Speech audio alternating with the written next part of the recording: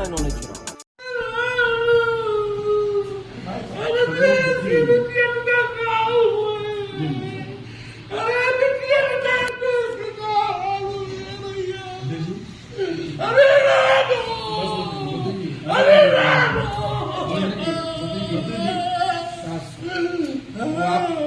आप उसकी लड़ाई लड़िए, लड़ाई लड़ी जाएगी, सब लोग साथ लड़ाई को आप लड़ेंगे, उसको न्याय उसके परिवार मिलेगा।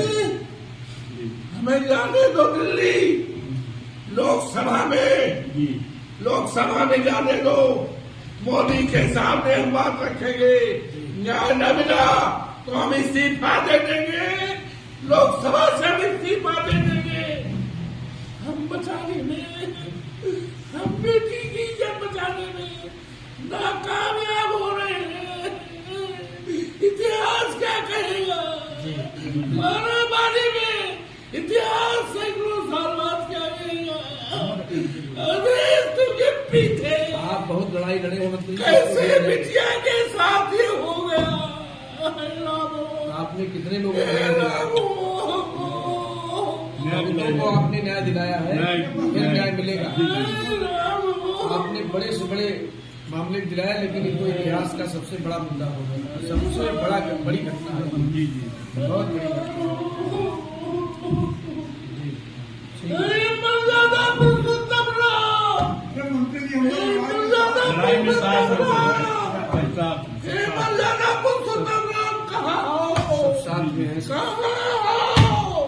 कहाँ हो सीता मैया, कहाँ हो?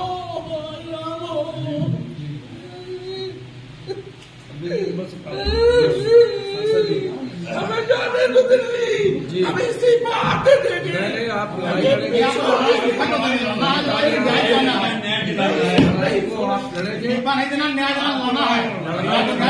न्याय दिलाना, आप तो हर लड़ाई को लड़ते हैं, लड़ना है परिवार को न्याय। अखिलेश से लेकर अवधेश तक सब फेल।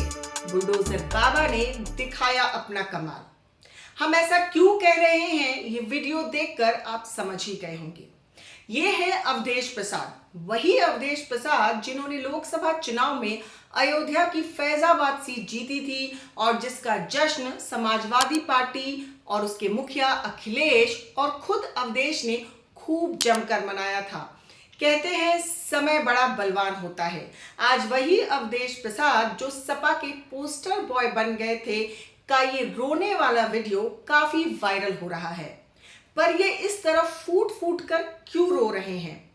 दरअसल दिल्ली विधानसभा चुनाव के बीच प्रतिष्ठा का विषय बनी उत्तर प्रदेश की मिल्कीपुर विधानसभा उपचुनाव का नतीजा भी काफी चर्चा में है। जिस तरह दिल्ली चुनाव के नतीजों ने सबको चौंकाया है, ठीक उसी तरह मिल्कीपुर का परिणाम भी कम शॉक करने वाला नहीं है। जून 2024 को लोकसभा चुनाव के आए नतीजों में समाजवादी पार्टी के अवधेश प्रसाद ने न सिर्फ बीजेपी को झटका दिया था बल्कि देश को भी चौंका दिया था।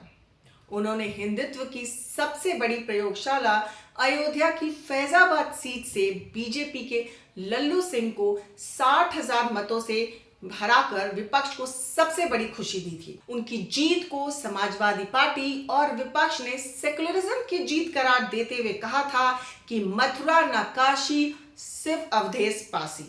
लेकिन अयोध्या की मिल्कीपुर सीट पर हुए चुनाव में बीजेपी ने सारा हिसाब बराबर कर लिया।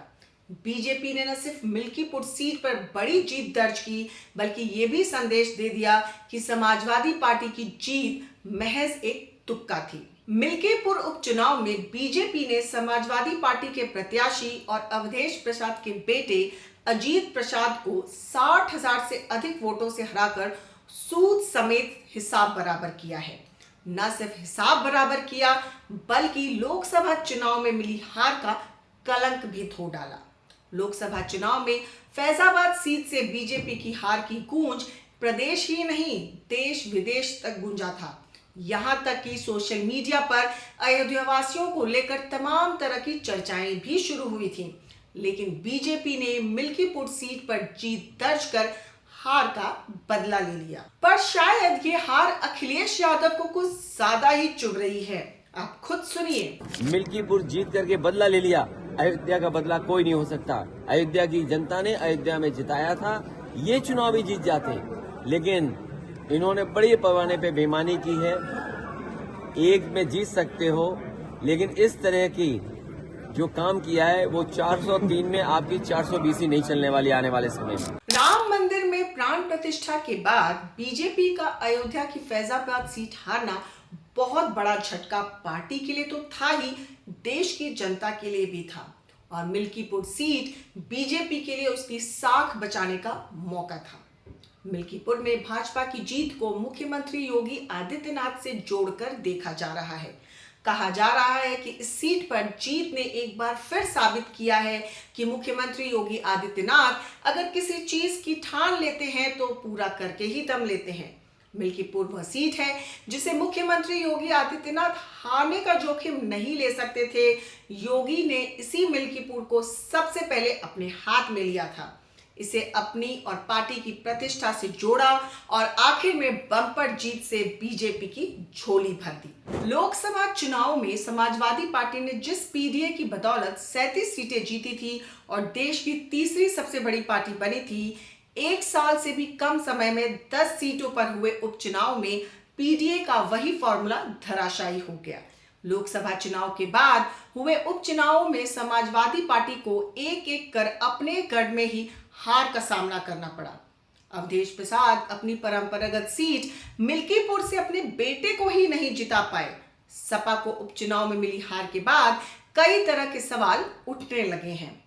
आखिर कहां चूक हुई, आइए जरा इस पर भी चर्चा कर ली जाए।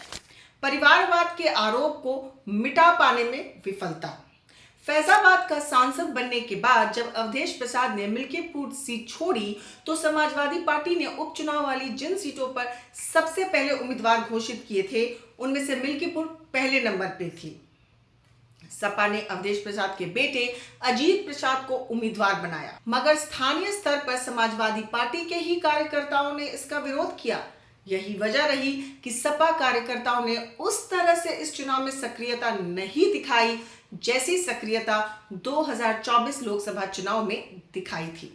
टिकट में परिवारवाद का आरोप लगाते हुए कई पदाधिकारियों ने पार्टी से इस्तीफा भी दिया था। यादव वोटरों को सहेज ना पाना। मिल्कीपुर विधानसभा सीट में 50 से 55 हजार यादव वोटर हैं, मगर क्षेत्र के कुछ बड़े यादव नेताओं को उपचुनाव में जगह न दिए जाने का असर भी पड़ा है। मिल्कीपुर विधानसभा सीट पर मित्रसेन यादव के परिवार का बड़ा प्रभाव रहा है। मिल्कीपुर सीट आरक्षित होने के बाद भी अयोध्या की कई सीटों पर मित्रसेन यादव का परिवार की अच्छी पकड़ है, मगर स्थानीय स्तर पर अवधेश प्रसाद को बढ़ावा दिए जाने की वजह से बड़ी संख्या में यादव वोटर भी सपा से नाराज थे, जिसका असर चुनाव परिणाम में दिखा। पीडीए में बिखराव रोकने में विफलता। 2024 लोकसभा चुनाव में सपा को जो जीत मिली थी उसकी एक बड़ी वजह पीडीए वोटों की एकजुटता थी, मगर उपचुनाव में सपा पीडीए वोटों में हुए बिखराव को नहीं रोक पाई। वहीं भाजपा ने हर जाति के नेताओं को चुनाव प्रचार में उतारकर घर घर प्रचार किया, जिसकी वजह से पीडीए मतदाता जो लोकसभा चुनाव में सपा के साथ गए थे उन्होंने एक बार फिर भाजपा की तरफ रुख कर लिया। नेताओं का अनाप शनाप बयान भारी पड़ा। स्थानीय स्तर पर सपा नेताओं द्वारा कुछ ऐसे नारे भी दिए गए जो पार्टी के लिए घातक साबित हुए। उपचुनाव में नारा दिया गया कि मथुरा न काशी, मिल्कीपुर में अजीत पासी।